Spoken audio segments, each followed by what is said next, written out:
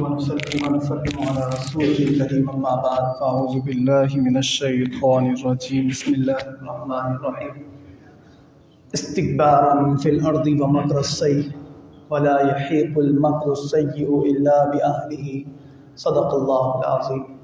مل کر ایک مرتبہ درود شریف پڑھ لیں۔ اللہم صلی علی سیدنا و مولانا محمد معدن الجود والکرم وآلہ وبارک وسلم صلاۃ وسلاما علیک یا سیدی یا رسول اللہ صلی اللہ علیہ وآلہ وسلم۔ حمد و صلوات کے بعد انتہائی معزز و محترم سامعین کرام، السلام علیکم ورحمۃ اللہ وبرکاتہ۔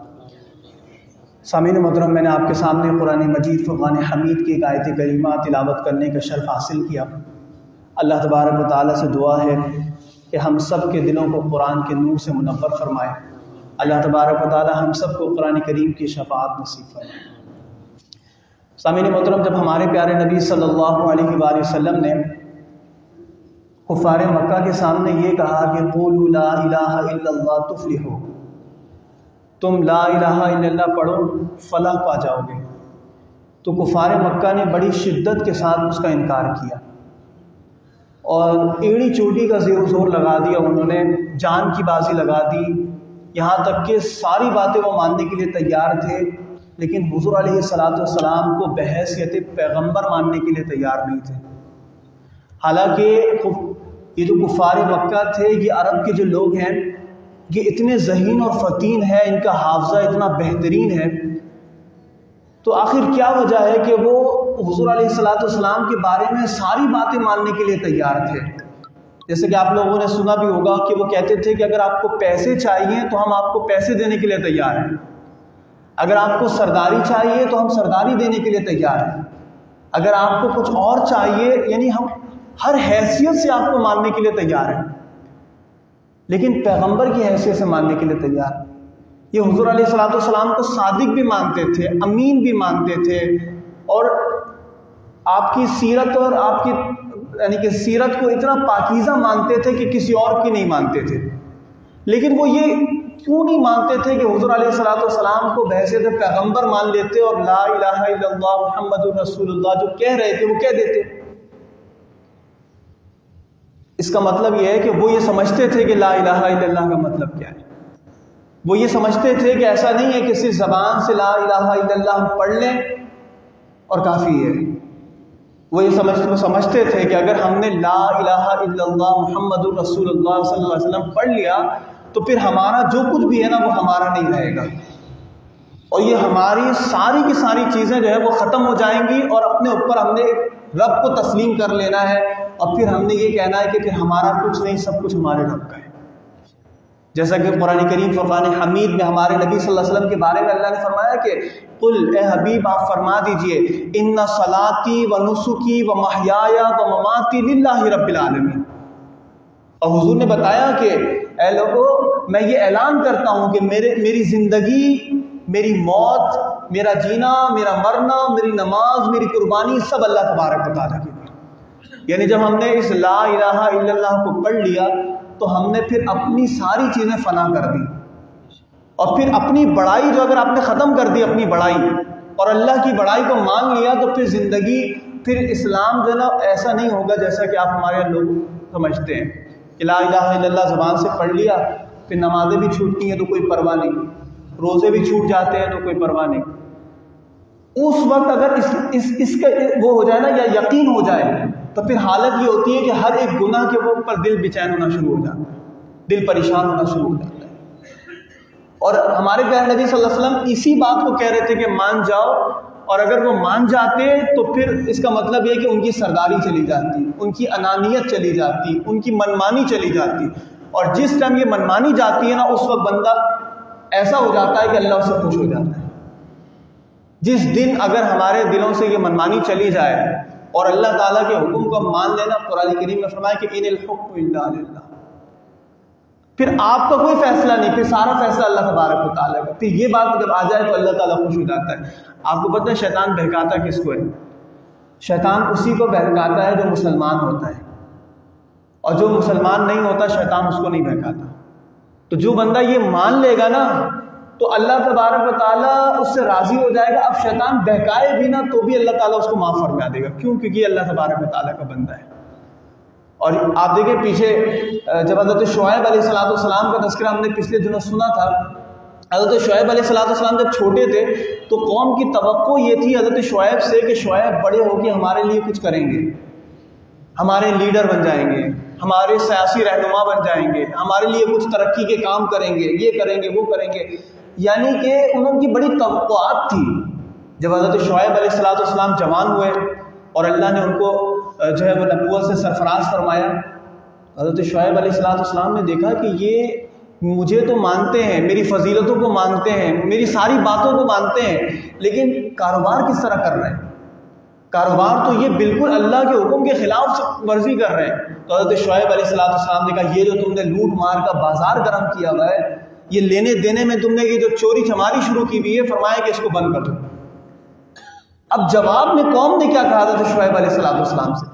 قوم نے کہا اصلاتک تأمرک ان نترک ما یعبد آباؤنا. اے شعیب، کیا آپ کی دینداری آپ کو یہ سکھاتی ہے کہ آپ ہمیں یہ حکم دیں کہ ہم اپنا طریقہ چھوڑ دیں، ہم اپنے باپ دادا کا طریقہ چھوڑ دیں؟ فرمایا کہ اے شعیب ایسا نہیں ہو سکتا. یعنی آپ کی دینداری کو ہم مانیں گے لیکن آپ کی دینداری ہمارے کاروبار میں اثر انداز نہیں ہونی چاہیے، آپ کی دینداری ہمارے گھریلو زندگی میں اثر انداز نہیں ہونی چاہیے، آپ کی دینداری ہمارے دنیا کے معاملات میں نہیں ہونی چاہیے. ہاں آپ کو مانیں گے لیکن آپ کی ساری باتیں ہم نہیں مانیں گے. وہاں سے پھر اختلاف شروع ہو گیا. اور وہاں سے جب اختلاف شروع ہوا، اب آپ خود سوچیں کہ ایک بندہ ایسا ہے کہ جس کے اندر تکبر ہے، غرور ہے، اس کے بعد وہ عبادت بھی کر رہا ہے. کیا اللہ تعالیٰ ایسے بندے سے خوش ہوگا؟ ایسی ساری نیکیاں ایک طرف اور بندے کے اندر غرور کا ہونا، تکبر کا ہونا، وہ ساری نیکیوں کو کھا جاتا ہے. استکبار اگر ہے، تکبر اور غرور ہے تو ساری نیکیاں بھی کرتے چلے جائے، اللہ تعالیٰ قبول نہیں فرماتا. اور اگر یہ بات تسلیم کر لیا کہ اللہ تبارک و تعالیٰ نے سب کچھ عطا فرمایا، میرا کچھ بھی نہیں ہے، میرا جینا مرنا سب اللہ تعالیٰ کے لیے، میں صرف نماز کی حد تک مسلمان نہیں، میں روزے کی حد تک مسلمان نہیں. کیونکہ آپ دیکھیں نا، جب روزہ رکھ رہے ہوتے ہیں تو کیا نیت ہوتی ہے کہ یہ جو کھانا پینا ہے ہم نے کیوں چھوڑا ہوا ہوتا ہے؟ اس لیے چھوڑا ہوا ہوتا ہے نا کہ میرے رب کا حکم ہے. تو جب کاروبار میں جاتے ہیں تو پھر وہاں پر رب کا حکم کیوں نہیں یاد آتا؟ جب رشتہ داریوں کا معاملہ ہوتا ہے تو اس وقت رب کا حکم کیوں نہیں یاد آتا؟ جب شادی بیاہ کا معاملہ ہو تو اس وقت رب کا حکم کیوں یاد نہیں آتا؟ روزے کے وقت یاد آتا ہے، نماز کے وقت یاد آ جاتا ہے، اور دیگر معاملات کے اندر ختم ہو جاتا ہے. اچھا، ہمارے یہاں بعض لوگ یہ سمجھتے ہیں کہ اگر ہم نے ساری چیزوں میں دینداری کو لے کر آ گئے نا، جیسے حضرت شعیب کی قوم سمجھتی تھی کہ جیسی تجارت حضرت شعیب کہہ رہے ہیں اگر ہم نے کرنی شروع کی نا تو ہم برباد ہو جائیں گے. اگر ہم نے دین کے راستے کے مطابق اپنی زندگی گزارنا شروع کی تو ہمارا نقصان ہو جائے گا. خدا کی قسم کوئی نقصان نہیں ہوگا. اس وقت جو دل جڑیں گے، اس وقت جو محبتیں ہوں گی نا، آپ دیکھیں کہ وہ محبت دنیا میں کہیں پہ بھی نہیں ہوتی. آج لوگ مفاد کے لیے آپ سے جڑتے ہیں، آج لوگ فائدے کے لیے آپ سے محبت کرتے ہیں. جب فائدہ ختم ہوتا ہے، مفاد ختم ہوتا ہے، رشتے بھی ختم ہو جاتے ہیں. لیکن اگر آپ نے اللہ کے مطابق اپنے رشتے کو جوڑا ہے تو وہ رشتہ کبھی نہیں ٹوٹے گا. مثال کے طور پر ہمارے پیارے نبی صلی اللہ علیہ وسلم نے جب دینداری سکھائی تو کیا ایسی دینداری سکھائی کہ شوہر بیوی سے محبت نہ کرے؟ ہرگز ایسی نہیں سکھائی. بلکہ میں آپ کو ایک ایسی حدیث سناتا ہوں کہ جس میں ہمارے پیارے نبی صلی اللہ علیہ وسلم نے ایسی محبت سکھائی، دنیا کی کوئی کتاب آپ کو ایسی محبت نہیں سکھا سکتی. آج اگر شوہر اپنی بیوی کے ہاتھوں پانی پینا چاہتا ہے تو کیا کہتا ہے کہ بیوی بیگم کو کہتا ہے بیگم آپ پانی پی کر میرے لیے بھی پانی لے آئیے گا. لیکن ہمارے پیارے نبی صلی اللہ علیہ وسلم نے حضرت عائشہ کو ایک مرتبہ پانی پیتے ہوئے دیکھا تو آپ نے فرمایا کہ اے عائشہ، اس پانی کو مکمل نہیں پینا، میرے لیے کچھ بچانا. اے عائشہ، اس پانی کو مکمل نہیں پینا بلکہ میرے لیے بچانا. یعنی ایسی محبت سکھائی. کہا کہ میں دیندار ہو کر بھی اپنی زوجہ سے محبت کرتا ہوں، اور فرمایا کہ زوجہ سے محبت کرنا یہ دین کے کوئی خلاف نہیں ہے. اسی طرح پھر حضرت عائشہ نے جتنا پانی پیا تھا نا، آدھا پی کر حضور کو بچا کے دیا، اور پھر حضور نے اسی میں سے پیا. آپ سوچیں کہ اگر اللہ کی رضا کے لیے اگر محبت ہوگی نا تو یہ محبت اس میں پختگی ہوگی. اگر ہم سمجھتے ہیں کہ دیندار بن گئے تو اپنے بچوں سے ہم کٹ جائیں گے، کٹیں گے نہیں. ہمارے پیارے نبی صلی اللہ علیہ وسلم نے اپنے بچوں سے ایسی محبت کی کہ آپ علیہ السلام اپنے نواسوں کے لیے جھک جاتے تھے. اور وہ سوار ہو جاتے تھے، یہاں تک کہ نماز پڑھنا ہو نا تو وہ سوار ہو جاتے تھے، لیکن حضور کی نماز میں کوئی خلل واقع نہیں ہوتا۔ تو پتہ یہ چلا کہ اس دینداری کو اختیار کرنے کے بعد ہم دنیا سے کٹتے نہیں ہیں، بلکہ اس رشتے کے اندر مضبوطی آ جاتی ہے۔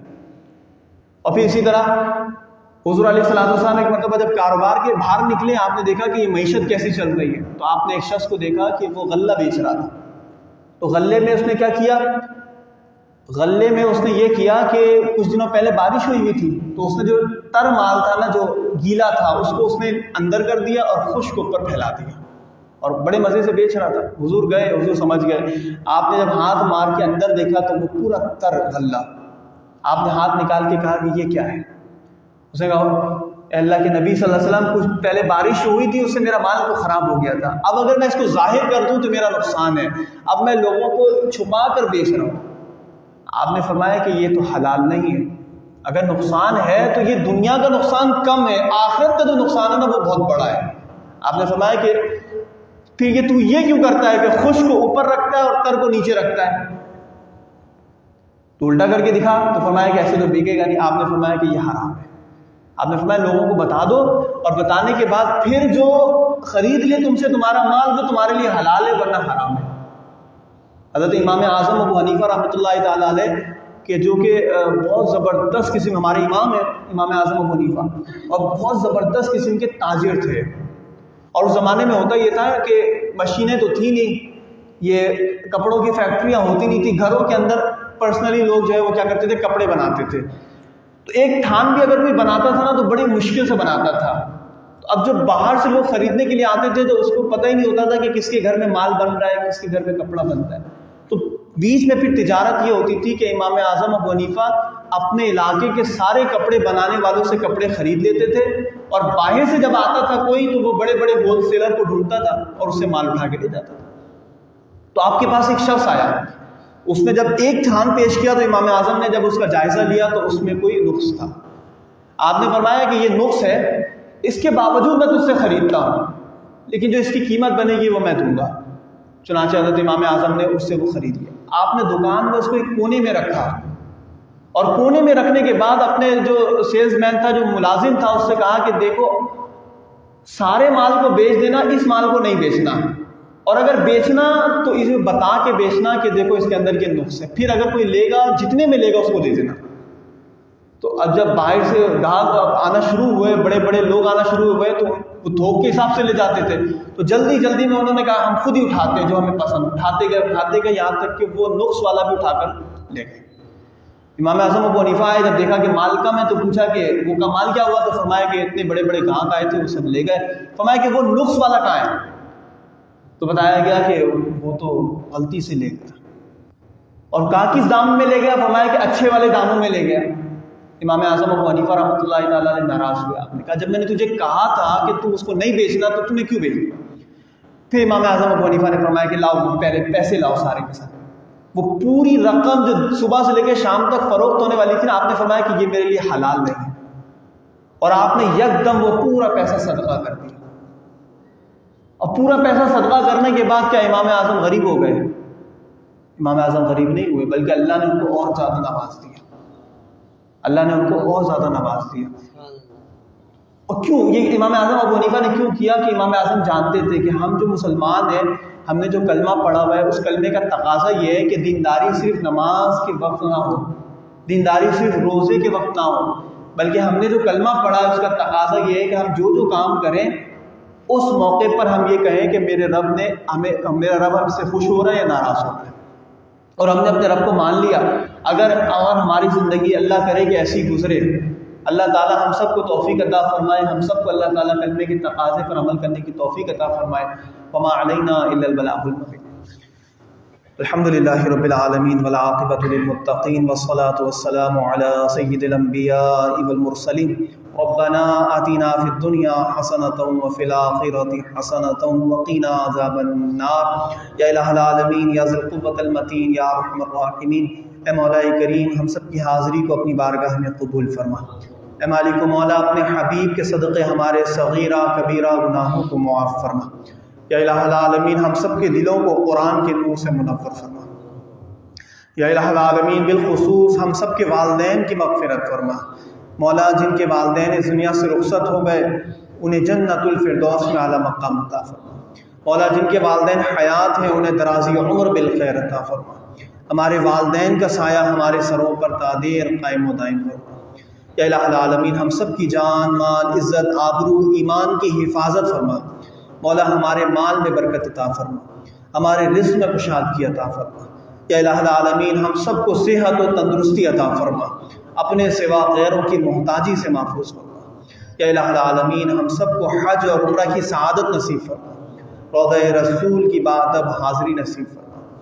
مولا ایمان کی حالت میں مدینے میں شہادت کی موت نصیب فرما۔ وصلی اللہ تعالی علی خیر خلقہ محمد وعلی آلہ واصحابہ اجمعین، آمین برحمتک یا ارحم الراحمین۔